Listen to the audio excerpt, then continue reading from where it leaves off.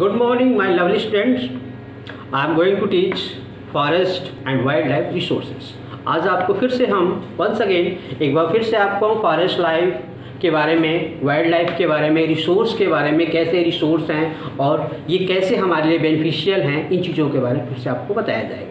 तो मैंने आपको पहले बताया था कि ये हमारे इम्पोर्टेंस क्यों है, क्योंकि एक दूसरे से ये कोरिलेटेड होते हैं, एक दूसरे के ऊपर डिपेंडेंट होते हैं। अगर मान लो अगर कोई प्लांट अगर प्रोड्यूस करता है तो उस चीज़ों को हम लोग ऑब्टेन करते हैं सर्वाइवल करने के लिए। अगर हम उसको नहीं ऑब्टेन करेंगे तो हम सर्वाइव नहीं कर पाएंगे। तो एक दूसरे की क्या है, हम लोग एक दूसरे के ऊपर डिपेंडेंट हैं।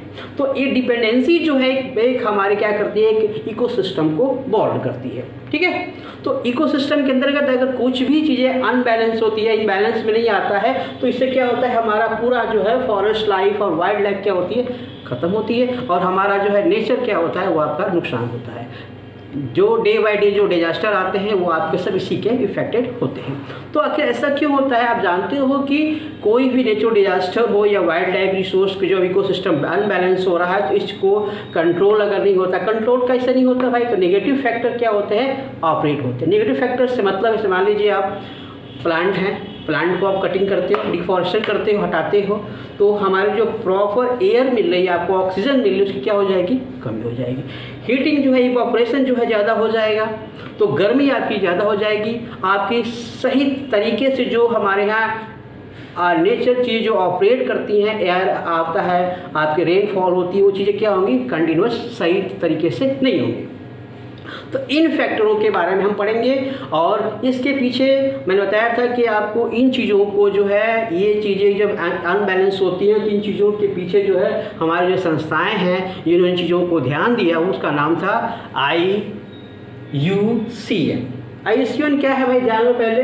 तो international union for conservation natural and nature and natural resources, ये 1948 में इसकी स्थापना हुई थी। और इसका मेन काम क्या है, जो भी चीज़ें, जैसे मान लो अगर वाइल्ड लाइफ है, प्लांट्स है, तो इनका जो है आप लोग जो नेगेटिव फैक्टर इनको ऑपरेट कर रहे हैं, और ऑपरेट करने की वजह से जिनकी संख्या कम हो रही है, तो इन्होंने क्या किया कि उसके आधार पे, मतलब एक नेगेटिव फैक्टर जो इसको लगातार ट्रीट कर रहे हैं, थ्रेटेन कर रहे हैं, तो उसके आधार पर इन्होंने क्या किया कि प्लांट को चाहे वाइल्ड लाइफ को अपने अनुसार जो है कई कैटेगरीज में बांट दिया। और उसके आधार पर इन्होंने क्या कर दिया, स्टडी हम लोग इसके आधार पर, उन्हीं के आधार पे हम लोग पढ़ने का करेंगे। ठीक है,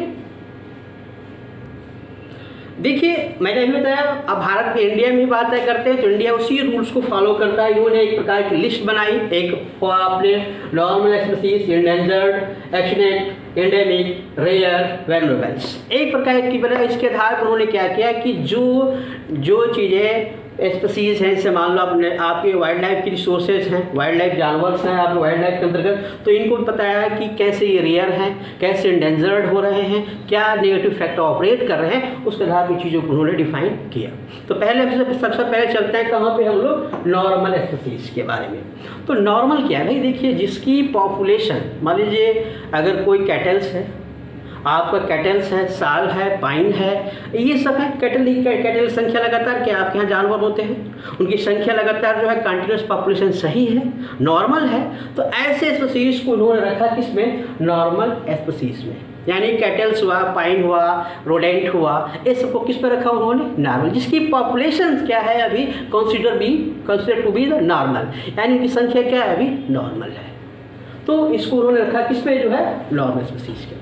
सेकेंड आता है इंडेंजर्ड। भाई इंडेंजर्ड पता ही चल रहा है कि खतरे में है, संकटग्रस्त है।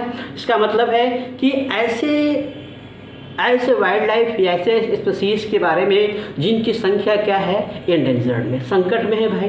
जैसे अभी आपने देखा था कि सलमान खान ने एक हिरन मारा था, क्या नाम था उसका, तो ब्लैक बॉब था उसका नाम, यानी चिंकारा इसको बोलते हैं, काला हिरन बोलते हैं हम लोग। ऐसे ही करके इंडियन एस है आपका जो है आपका इंडियन एल्स है, राइनोसोर्स है, ऐसे करके जो है ये क्या लोग हैं, इंडेंजर्ड में, यानी लगातार संख्या क्या हो रही है, इनकी संख्या कम हो रही है।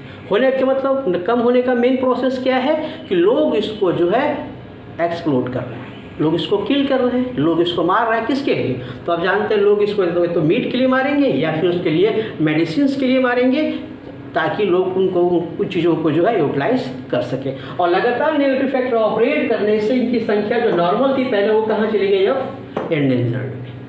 ठीक है, यानी ब्लैक बॉक हुआ, इंडियन एल्स हुआ, इंडियंस आपका राइनोसोरस हुआ, लायन हुआ, लायन यानी टिलेट, मंकैब हुआ। मंकैब का मतलब है जैसे कि एक ऐसा बंदर जो शेर की तरह उसकी पूंछ ऐसे करके हो, वो भी क्या है, एंडेंजर्ड में है।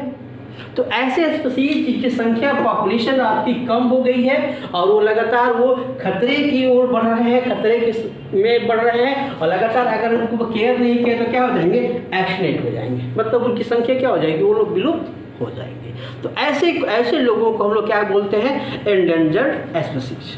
ओके, अब देखा जाए एक्सटिंक्ट क्या है। बाय एक्सटिंक्ट मतलब होता है विलुप्त। यानी देखिए हम लगातार क्या मैंने बताया कि इसको खत्म होने के पीछे क्या कारण है, हमारे नेगेटिव फैक्टर है। नेगेटिव फैक्टर का मतलब मान लो हमने लगातार उनका अधिक से अधिक एक्सप्लोर किया, अधिक से अधिक उनको मैंने किलिंग किया।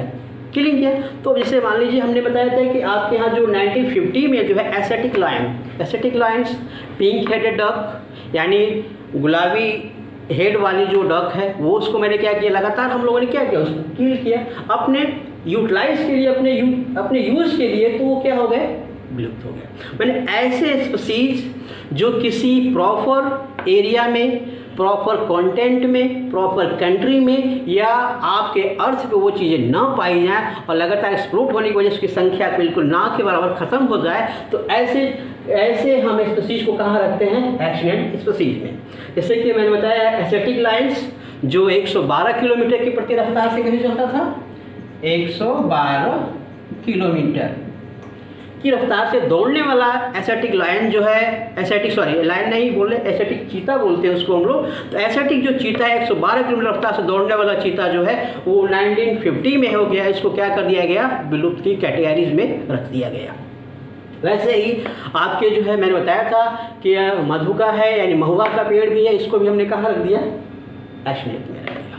पिंक हेडेड डक को मैंने कहाँ रख दिया, एक्सटिंक्ट में रख दिया, क्योंकि अब इसकी संख्या क्या है, लगातार नेगेटिव फैक्टर ने इसको जो है अपने लिए यूटिलाइज किया और संख्या बिल्कुल ना के बराबर हो गई है। फिर ऐसा देखा गया कि जहाँ पे ये प्रॉपर जगह पे पाए जाते थे और वहाँ पे अब ये लोग नहीं पाए जाते, या उस पूरे कंटिनेंट में या पूरे प्लेनेट पे वो लोग नहीं पाए जाते। तो ऐसे स्पीशीज को कहा गया एक्सटिंक्ट स्पीशीज। ओके, नेक्स्ट चलते हैं हम लोग, एंडेमिक क्या चीज़ है। देखिए जब भी एंडेमिक की बात आती है तो आप जान लो एंडेमिक का मतलब, एंडेमिक कह सकते हैं या एंडोजेनियस कह सकते हैं। एंडेमिक का मतलब होता है से मतलब है कोई ऐसे स्पीशीज जिसकी पॉपुलेशन किसी प्रॉपर एरिया में, मान लो अफ्रीका में हुआ, इंडिया में हुआ या अंडमान निकोबार में हुआ, ऐसे प्रॉपर एरिया में वो चीज़ें पाई जाती हो लेकिन दूसरी जगह वो चीज़ें नहीं पाई जाती, ऐसे हम स्पीशीज को कहते हैं क्या, एंडेमिक कहते हैं। जैसे मान लो अभी देखा जाए आपको अंडमान पिग देखा जाए, मिथुन देखा जाए जो अरुणाचल प्रदेश में पाया जाता है, या फिर निकोबार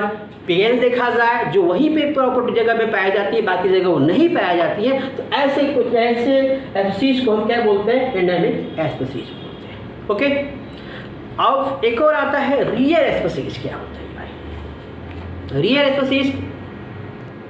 देखिए और अब हम बात करते हैं रेयर केसेस में जो अब इनकी संख्या बहुत पॉपुलेशंस कम है, लगातार उनका भी शिकार हो रहा है, लगातार हंटिंग हो रही है, इसकी वजह से उसकी संख्या क्या हो गई है, कम हो गई है। जैसे कि अभी देखा आपने कि गंगा नदी में पाए जाने वाले जो जेनेटिक व्हेल है, मतलब इसको हम बोलते हैं डॉल्फिन बोलते हैं, डॉल्फिन है जो गंगा में पाई जाती है, लगातार उसका क्या हो रहा है, शिकार हो रहा है, उसकी संख्या भी क्या होगी, लगातार कम हो गई है।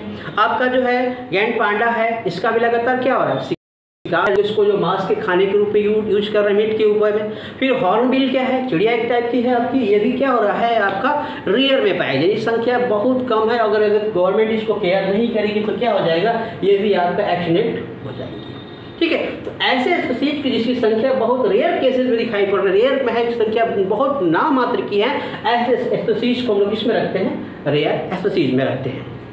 ओके, अब वैल्यूएबल्स ग्रुप का मतलब वैल्यूएबल्स में स्पीशीज में उनको रखा जाता है। वैल्यूएबल्स का मतलब होता है बहुत संख्या इनकी भी कम है, इनको भी लगातार जो है हिट किया जा रहा है। जैसे कि आपको जो देखा जाए कि हालांकि इनकी संख्या अभी तो नॉर्मल है, नॉर्मल से समथिंग बहुत कम है। जैसे कि आपको आपका एशियाटिक जो एलिफेंट्स है, आपका जो है फॉक्स है, या आपका देखा जाए डॉल्फिन्स है या ब्लू सीप है, इन चीज़ों को हम लोग कहाँ रखते हैं? वल्नरेबल स्पीसीज में। तो इनकी संख्या क्या है? लगातार जो है इनकी संख्या कम हो रही है, वल्नरेबल है, इनको संरक्षित करने की ज़रूरत है। तो ऐसे को हम लोग कहाँ रखते हैं? वल्नरेबल स्पीसीज में। यानी इसमें कह सकते हैं ब्लू जो सीप है आपकी वो है, आपका जो है डॉल्फिन भी रख सकते हैं इसमें हम, एशियाटिक एलिफेंट भी रह सकते हैं। इन चीज़ों को हम लोग रखते हैं वल्नरेबल स्पीसीज के अंदर। ठीक है, तो ये सारी जो क्लासिफिकेशन दिया गया वो international union for conservation nature and natural resource के आधार पे इन्होंने एक लिस्ट बनाई और सभी लोगों को इंडिकेट किया कि और इंडिकेशन दिया और इन चीज़ों को लिस्टेड में किया ताकि हम चीज़ों को अच्छे से क्लासिफाइड करते हुए स्टडी कर सकें। Okay, thanks for watching this video.